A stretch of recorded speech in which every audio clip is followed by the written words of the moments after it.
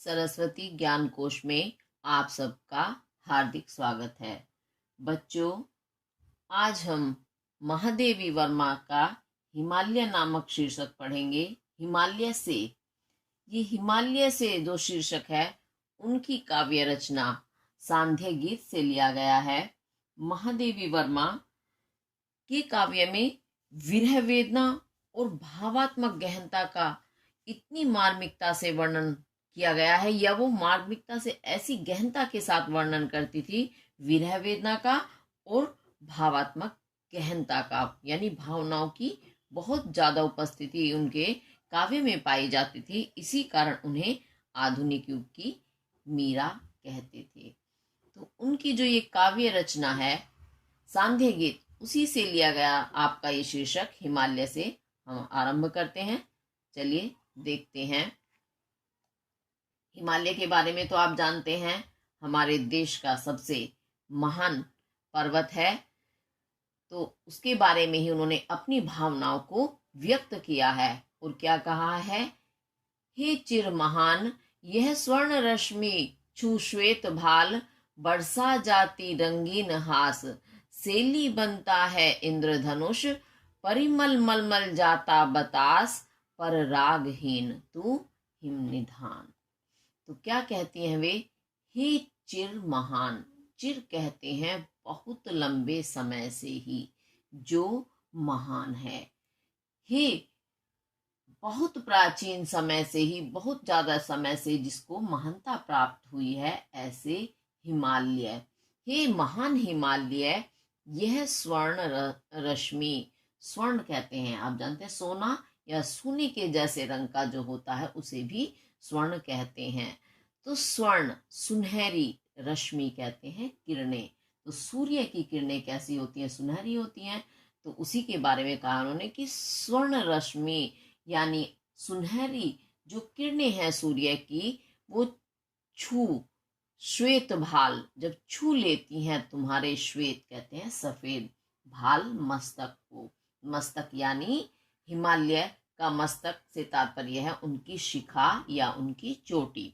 तो जब तुम्हारे श्वेत सफेद भाल को, शिखर को छू लेती हैं सुनहरी सूर्य की किरणें। तो छूना कैसे, और छूना यानी सूर्य की किरणें प्रातः काल वाली जो सुनहरे रंग की होती हैं, वो जब तुम्हारी शिखाओं पर या तुम्हारी शिखरों पर, चोटियों पर पड़ती हैं, और वो भी कैसी हैं, श्वेत सफेद। सफेद कैसे हैं हिमालय की चोटियां, क्योंकि वो हमेशा बर्फ से ढकी रहती हैं, बर्फ सफेद होता है, इस कारण उसे श्वेत भाल उन्होंने कहा है। यानी जब सूर्य की सुनहरी किरणें तुम्हारे श्वेत मस्तक रूपी, सफेद मस्तक रूपी शिखाओं को या शिखरों को छू लेती हैं, बरसा जाते रंगीन हास, तो ऐसा लगता है कि रंगीन हास, रंगीन यानी रंग बिरंगा, हास से तात्पर्य हंसी, बरसा जाती, मानो वे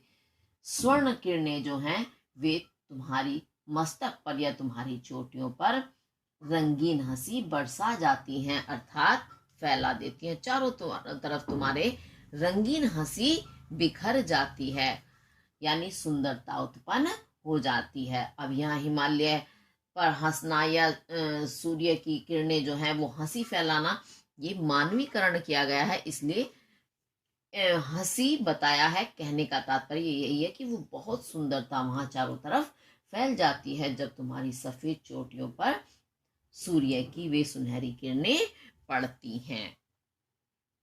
सेली बनता है इंद्रधनुष, और इंद्रधनुष आप जानते हैं 7 रंगों का होता है, आपने देखा होगा 7 रंग अलग अलग होते हैं, और इंद्रधनुष जो है गोलाकार रूप में होता है। तो जब वह इंद्रधनुष हिमालय की चोटियों पर बनता है तो कैसा लगता है, सेली, सेली कहते हैं पगड़ी, बनता है। तो वह इंद्रधनुष तुम्हारी पगड़ी बन जाता है। जैसे सिर पे पगड़ी बांधते हैं ना, तो पगड़ी भी गोलाकार होती है और सिर के सबसे ऊपरी हिस्से पर होती है। तो वह इंद्रधनुष जो है, सतरंगी इंद्रधनुष तुम्हारी पगड़ी बन जाता है। परिमल मलमल जाता बतास, बतास कहते हैं वायु को, और वायु जो है वो मल मल जाता, मल देता है, मल मल देता है यानी फैला देता है परिमल, सुगंध, क्योंकि वायु में सुगंध होती है। वायु जब चलती है तो अपने साथ पुष्पों की, फलों की, आसपास सभी चीजों की सुगंध अपने अंदर ले लेती है। तो वह वायु जो है उस समय जब तुम्हारे ऊपर फैलती है तो ऐसा लगता है तुम्हारे ऊपर चारों तरफ सुगंध फैल गई है, यानी वायु ने तुम्हारे पूरे शरीर पर, तुम्हारे अंगों पर सुगंध को मल दिया है, फैला दिया है। पर रागहीन, और इतना सुंदर दृश्य होने के बाद भी परंतु रागहीन तू, तू कैसा है? राग, राग कहते हैं प्रेम से हीन, रहित, यानी प्रेम से रहित है। अब कहीं हमें इतना सौंदर्य दिखाई दे या हम इतने सुंदर बन जाएं तो हम कैसे हो जाएंगे? प्रेम से परिपूर्ण हो जाएंगे, प्रेम हमारे हृदय में उत्पन्न हो जाएगा। लेकिन नहीं, हिमालय फिर भी रागहीन है, प्रेम से रहित है, वैरागी है। तू हित, हिमालय को संबोधित किया, तू हिम निधान, हिम कहते हैं बर्फ का, निधान जो भंडार है। ये बर्फ के भंडार अर्थात हिमालय, जब तेरे ऊपर इतनी सुंदरता फैली हुई है, उस इतनी सुंदरता के बाद भी तू कैसा है? वैरागी है। वैरागी कौन होते हैं? जो प्रेम से रहित होते हैं, उनके अंदर ही किसी भी वस्तु के प्रति प्रेम उत्पन्न नहीं होता। तो ऐसे ही तुम भी वैरागी की भांति ही प्रतीत होते हो। इसी कारण तो हिमालय महान है कि उस पर किसी भी चीज का प्रभाव नहीं होता। ये ऐसा महादेवी वर्मा इसमें बताना चाहती हैं। अभी आपको समझ में आया होगा, वैसे सीधा साधा है, बहुत ज्यादा इसमें कुछ नहीं है। तो अब इसको एक बार हम काव्य सौंदर्य के तत्व देखते हैं। भाषा जो है आपकी वो है खड़ी बोली भाषा है, और इसमें गुण माधुर्य है, शैली चित्रात्मक और भावात्मक है, रस है इसमें शांत, पूर्ण शांति का आभास हो रहा है, और शब्द शक्ति लक्षणा है आपकी। छंद है इसमें मुक्तक छंद, क्योंकि ये छंदों में बंधा हुआ नहीं है, और वो भी अतुकांत, यानी तुक इसमें कहीं भी नहीं मिल रही है।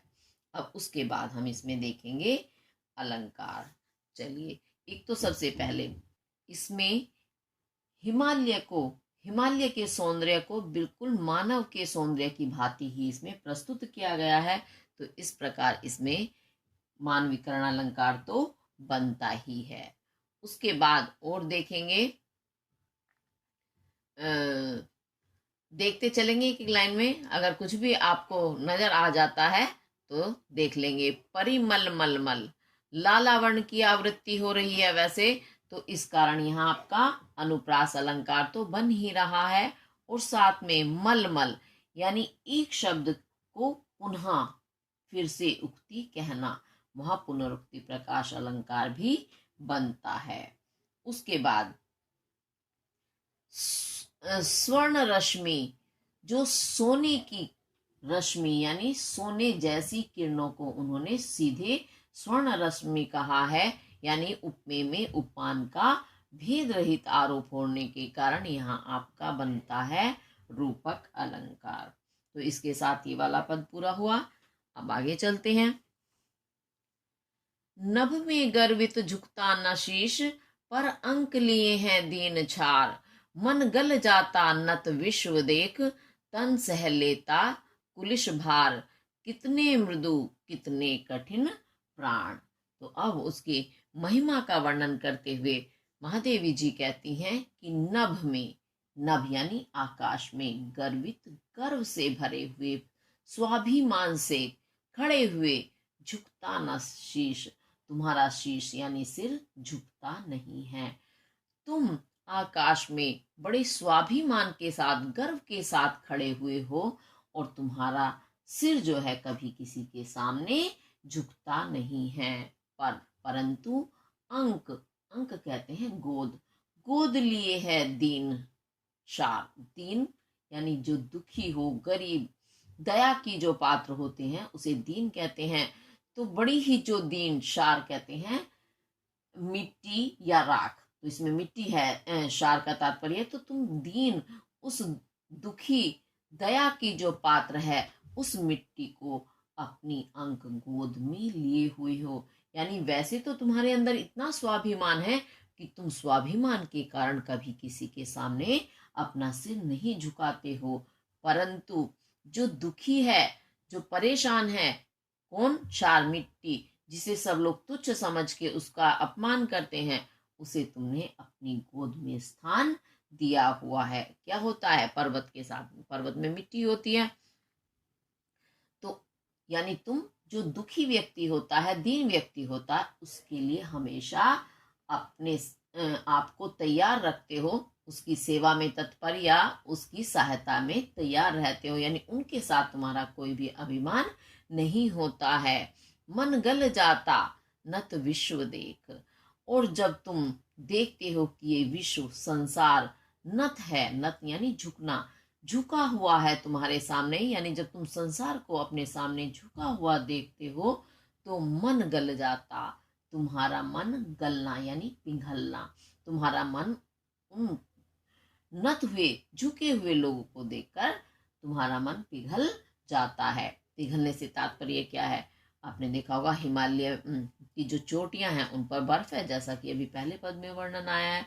तो जब विश्व तुम्हारे सामने झुकता है तब तुम उन्हें अभिमान नहीं दिखाते हो, बल्कि उन्हें अपने साथ क्या कहने का तात्पर्य है कि तुम उन्हें फिर अपने साथ मिलाने के लिए तैयार हो जाते हो, तो तुम्हारा मन पिघल जाता है, यानी उस समय तुम कठोरता नहीं दिखाते हो और नदियों के रूप में बह चलते हो, क्योंकि हिमालय है, बर्फ है, तो बर्फ तुम्हारी पिघलने लगती है। तो बर्फ पिघल कर क्या होता है? नदियों में बह करके जल आता है।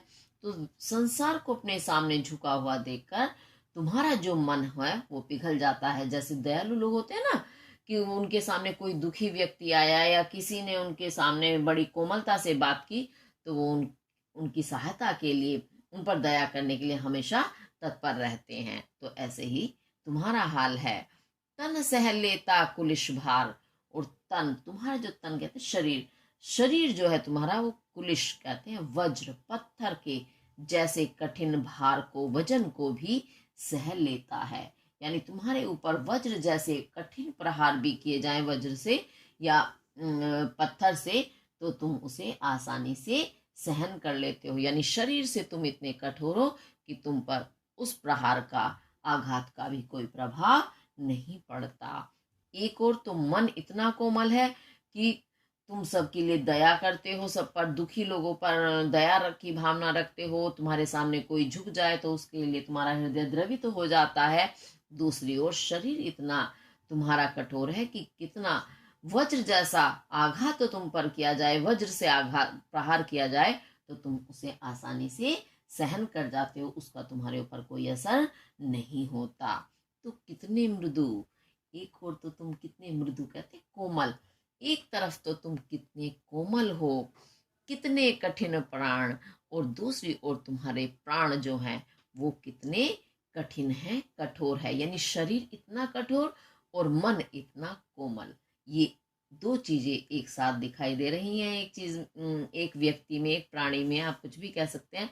तो हिमालय कैसा है? जो कठोर व्यक्ति हैं उनके लिए कठोर है, और सहृदय और दीन दुखी लोगों के लिए वो बहुत ही दयालु हैं, सब पर दया की भावना रखते हैं। तो एक साथ दो विरोधी गुण दिखाई दे रहे हैं, तो विरोधाभास यहाँ सीधे दिखाई दे रहा है। आपको समझ में आ गया होगा। वैसे मैंने साथ साथ समझाने का प्रयास किया है, लेकिन किसी वजह से कोई चीज समझ नहीं आती है तो आप कमेंट करके जरूर पूछें। चलिए, तो अब इसके हम काव्य सौंदर्य के तत्व देखते हैं। भाषा आपकी खड़ी बोली है, गुण माधुर्य है, और रस है इसमें शांत, और शैली चित्रात्मक है और भावात्मक, और शब्द शक्ति लक्षणा है। छंद इसमें वही अतुकांत मुक्तक छंद है। चलिए, अब इसमें हम अलंकार ढूंढेंगे। पहला तो इसमें मानवीकरण अलंकार है ही। हिमालय के जितने भी पद हैं सब में मानवीकरण है, क्योंकि बिल्कुल मानव की तरह प्रस्तुत किया गया है। उसके बाद अब इसमें हम ढूंढेंगे नभ में गर्वित झुकता ना शीश। आप एक एक लाइन में देखते चलेंगे। पर अंक लिए है दीन छार, मन गल जाता नत विश्व देख, तन सह लेता कुलिश भार। कितने मृदु कितने कठिन प्राण। तो देखेंगे इसमें कितने कितने वर्ण आया है, का वर्ण की आवृत्ति हो रही है। तो यहाँ आपका कौन सा अलंकार बनता है? अनुप्रास अलंकार। और उसके बाद ये आपका पूर्णवा पद आगे देखते हैं। टूटी है तेरी कब समाधि, झंझा लौटे शत हार हार। बह चला दृगों से किंतु नीर, सुनकर जलते कण की पुकार। सुख से विरक्त दुख में समान। तो क्या बताती हैं इसमें महादेवी वर्मा कि टूटी है तेरी कब समाधि। समाधि यानी साधना में लीन होकर बैठ जाना, एकाग्रचित्त हो जाना। जब मनुष्य को एकाग्रचित्त होने के बाद अपनी सुध बुध नहीं रहती तो उसे समाधि कहते हैं। कि तुम समाधि लगाकर बैठे हुए एक तपस्वी की भांति कब टूटी है तेरी समाधि। तो तुम्हारी वो समाधि, वो एकाग्रता कब टूटी। झंझा लौटे शत हार हार। झंझा कहते हैं जो तूफानी हवाएं होती हैं, वो झंझा कहलाती हैं, झंझावात बोलते हैं जिन्हें। तो तूफान आंधी कितने भी आए हों, वो तुमसे टकरा टकरा कर लौट कर वापस चले गए। कितनी बार? शत, 100 बार, 100 बार, सैकड़ों बार। यानी सैकड़ों बार आंधी तूफान आए, वो तुमसे टकराए और हार हार करके वो तुमसे वापस लौट गए। लेकिन तुम्हारी समाधि फिर भी नहीं टूटी। इतनी एकाग्रता के साथ तुम बैठे हुए समाधि लगा करके कि तुम पर उन आंधी तूफानों का कोई प्रभाव नहीं हुआ। बह चला दृगों से किंतु नीर। किंतु परंतु, दृग कहते हैं नेत्रों को। नेत्रों से नीर जल तुम्हारे बह चला, बह करके बाहर निकल गया। क्यों निकल गया, कैसे? सुनकर जलते कण की पुकार। जब तुमने जलते हुए, जलता यानी धूप से तप्त हुए जले हुए कण, जो धूल के कण होते हैं, उनकी पुकार को सुना। यानी धूप से जलते हुए तपते हुए कणों की पुकार को जब तुमने सुना तो उसकी पुकार को, आवाज को सुन करके तुम्हारे द्रगों से, नेत्रों से नीर जल पानी बह चला, यानी बहने लगा। जब तुमने देखा धूप से तप्त हुई जो धूल है, धूल के कण हैं, वो दुखी होकर के जलते हुए तुम्हें पुकार रहे हैं, तो उनकी पुकार को या आवाज को सुनकर तुम्हारी आंखों से पानी बह चला। यानी जब धूप पड़ती है तो क्या होता है, बर्फ पिघलने लगती है और मिट्टी तपती है। तुम धूप की तपन से जलते हुए जो कण होते हैं, ऐसा लगा मानो तुम्हें वो पुकार रहे हैं, और तुम्हारा जो बर्फ रूपी जल है वो आंसू, आंसू ही तो हो गए, द्रगों का जल जो, वो क्या कहलाएगा, आंसू ही कहलाएंगे। तो तुम्हारी नेत्रों से जल बह चला, पानी बह चला, उस पिघलते हुए बर्फ के रूप में। जो बर्फ पिघली वो पानी, वो ऐसा लगा मानो तुम्हारी नेत्रों से जल बहा है, और वह जल जाकर अब उस धूल के कणों को तृप्त, शांत कर देगा, उन्हें ठंडक प्रदान करेगा, जिससे उनकी तपन शांत हो जाएगी। सुख से विरक्त। अब देखा जाए, कितने तो तुम सुख से विरक्त कहते हैं अलग रहने वाले, सुखों में तुम्हारी जरा भी आसक्ति नहीं है, दुख में समान। परंतु दुख में तुम सभी के लिए समान हो, चाहे कोई भी क्यों ना हो। जब कोई दुखी है उसके लिए तुम हमेशा तैयार रहते हो, यानी सुखों से तुम्हारा कोई लेना देना नहीं है। विरक्त होना ही नहीं, अलग हो जाना। कहीं भी सुख का, पहले ही पद में जैसे बताया गया था कि स्वर्ण रश्मियां जो हैं उनके मस्तक को छूती हैं तो रंगीन हंसी फैल जाती है, लेकिन उसके बाद भी तुम रागहीन हो। तो कहने का तात्पर्य यही है कि कितना भी सुख तुम्हारे ऊपर, तुम्हारे सामने आए, या कोई व्यक्ति कितना सुखी हो, तुम्हारा उससे कोई संबंध नहीं है। लेकिन जो दुखी होता है उसके लिए तुम हमेशा तैयार रहते हो, उन सभी के लिए तुम एक जैसे हो। तो यहाँ हिमालय की महानता बताई गई है कि वो कितने महान हैं कि दुख में वो सबकी मदद को तैयार रहते हैं, लेकिन किसी के सुख में भागी नहीं बनते। ये इसका काव्य सौंदर्य के तत्व अब हम देखेंगे। ये इसका भावार्थ हमने पूरा किया। तो चलिए देखते हैं काव्य सौंदर्य के तत्व में। भाषा आपकी हिंदी वही खड़ी बोली है, गुण माधुर्य है, शैली इसमें गीति शैली है और रस इसका शांत है, छंद मुक्तक छंद है और शब्द शक्ति आपकी लक्षणा है। चलिए अब इसमें हम देखेंगे अलंकार। तो अलंकार में आपका मानवीकरण अलंकार तो है ही, उसके बाद झंझा लौटे शत हार हार, एक शब्द की आवृत्ति या पुनः उक्ति होने के कारण आपका यहाँ पुनरुक्ति प्रकाश अलंकार बनता है। ये इसका अलंकार है। बाकी तो और आप देखेंगे, कुछ आपको नजर आता है तो देख करके बताएंगे कि क्या है। ठीक है, कमेंट के माध्यम से आप बताएंगे, क्योंकि थोड़ा थोड़ा आपको भी अब अलंकार ढूंढने आने चाहिए। हम हर पद में देखते हैं और बताते हैं। अच्छा, भाव साम्य में ऐसा ही भगवती चरण वर्मा ने एक सुख दुख से संबंधित पद कहा है, उसे आप भाव साम्य में लिख सकते हैं। बड़ा ही सुंदर पद है। छक कर सुख दुख के घूंटों को हम एक भाव से पिए चलें। तो इसमें आप भाव साम्य में लिखेंगे तो आपको अच्छे नंबर इसमें मिलेंगे। इसके साथ आपका ये पद भी पूरा हुआ। अब आगे चलते हैं।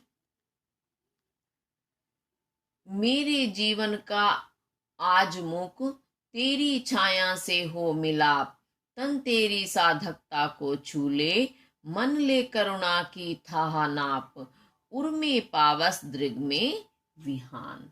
तो महादेवी वर्मा जी, कवियत्री महादेवी वर्मा क्या कहती हैं कि मेरे जीवन का आज मुख, आज मेरे जीवन का मुख कहते हैं चुप्पी। मेरे जीवन की जो चुप्पी है आज वो क्या चाहती है, तेरी छाया से हो मिलाप, तेरी छाया से परछाई से मेरा मिलाप, यानी मेरा मेल हो जाए। कहने का तात्पर्य क्या है कि तेरे अंदर जो गुण है वो गुण जो है मेरे अंदर आ जाए, मेरे आचरण में आ जाए, ताकि मैं भी तुम्हारे समान ही बन जाऊं। तो मेरी जो जीवन की जो चुप्पी है वह यह चाहती है कि तेरी परछाई से, तेरी छाया से मेरा मिलन हो जाए। अब मिलन होगा तो क्या होगा, तन तेरी साधकता को छू ले। तो तन यानी शरीर, मेरा जो ये शरीर है वो तेरी साधकता, तेरी जो साधना करने की शक्ति है उसके समान हो जाए, यानी उसे छू ले, उसी के बराबर में पहुंच जाए। तो पर्वत की साधकता क्या है कि वो इतनी साधना शक्ति है उनके अंदर कि देखो कितने झंझा उनसे लौट गए हार हार करके, और झंझावात और कितने ही कुलिश प्रहार उन पर किए जाएं, फिर भी उनकी समाधि नहीं टूटती। तो कहने का तात्पर्य यही कि जैसे तेरा शरीर इतना कठोर है, साधना करने की शक्ति जितनी तेरे पास है कि किसी भी चीज का तुझ पर असर नहीं होता, वैसे ही मेरा ये तन, मेरा शरीर भी तेरे जैसी ही साधना शक्ति से परिपूर्ण हो जाए, वैसे ही कठोर हो जाए कि इस पर किसी भी चीज का, बुरी चीज का कोई प्रभाव ना पड़े। और क्या हो, मन ले करुणा की थाह नाप, और मेरा मन, शरीर तो तुम्हारी तरह है, साधना शक्ति से पूर्ण हो जाए, और मन जो ले करुणा की था, करुणा यानी जो दया की, था कहते हैं गहराई को नाप ले, और मेरा मन तुम्हारी दया से भरी हुई जो ये मन की गहराई है उसको नाप ले।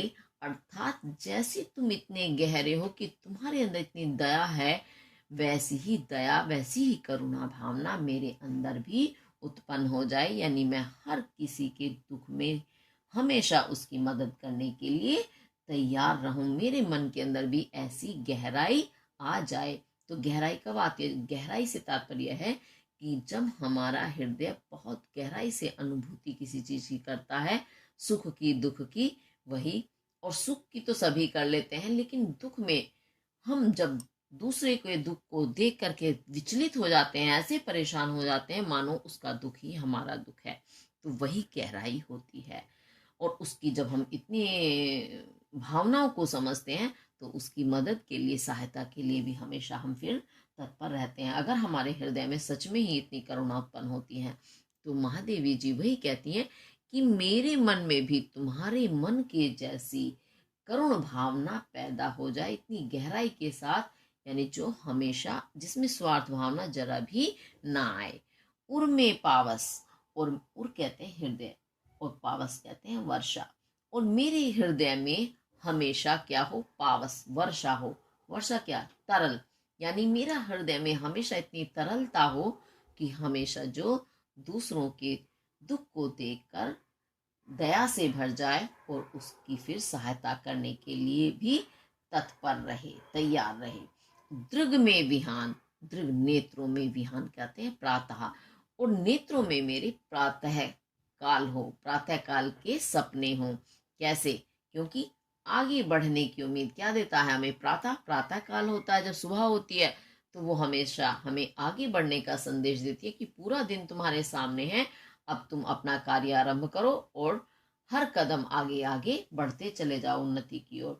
तो उसी प्रकार मेरे नेत्रों में भी सुंदरता हो, सौंदर्य हो, क्योंकि प्रातःकाल जो सौंदर्य का भी संदेश देता है, और उन्नति की ओर, उन्नति के सपने मेरे नेत्रों में हो, लेकिन हृदय में तरलता, पावस यानी वर्षा होना आवश्यक है। क्यों, हृदय में अगर कोमल भावनाएं हैं तो हम कभी भी स्वार्थी नहीं बन सकते। स्वार्थ आता है तो फिर हम अपने स्वार्थ के लिए इतने मतलबी हो जाते हैं कि फिर हम किसी का सुख दुख नहीं देखते। और जब हृदय में दया की भावना है, तरलता है, तो हम किसी के दुख को देखकर कभी भी चुप नहीं बैठेंगे, हमेशा उसकी मदद के लिए तैयार रहेंगे। ऐसा महादेवी वर्मा कहना चाह रही हैं। तो ये आपको समझ में आया होगा। अगर किसी वजह से नहीं समझ में आया तो आप मेरे से कमेंट करके जरूर पूछें। तो अब इसके हम देखेंगे काव्य सौंदर्य के तत्व। भाषा आपकी खड़ी बोली है, छंद अतुकांत मुक्तक छंद है, और शैली भावात्मक गीति शैली है, रस शांत है, शब्द शक्ति आपकी लक्षणा है, गुण है इसमें माधुर्य। और अब देखते हैं इसमें अलंकार। तो मानविक अलंकार तो सीधे सीधे आपका है ही। उसके बाद अब इसमें हम एक एक लाइन में देखेंगे। मेरे जीवन का आज मूक, माँ मावण की आवृत्ति है, तेरी छाया से हो मिलाप, तन तेरी साधकता को छू ले, तातावर्ण की आवृत्ति है, मन ले करुणा की थाह नाप, और उर में पावस, दृग में विहान। तो इसमें आपका अलंकार तन तेरी, तातावर्ण की आवृत्ति है, इस कारण आपका यहाँ बनता है अनुप्रास अलंकार। इसी के साथ हमारा आज का ये शीर्षक हिमालय से नामक शीर्षक पूरा हुआ। इसे ध्यान से देखेंगे, समझेंगे और करेंगे। इसी के साथ धन्यवाद।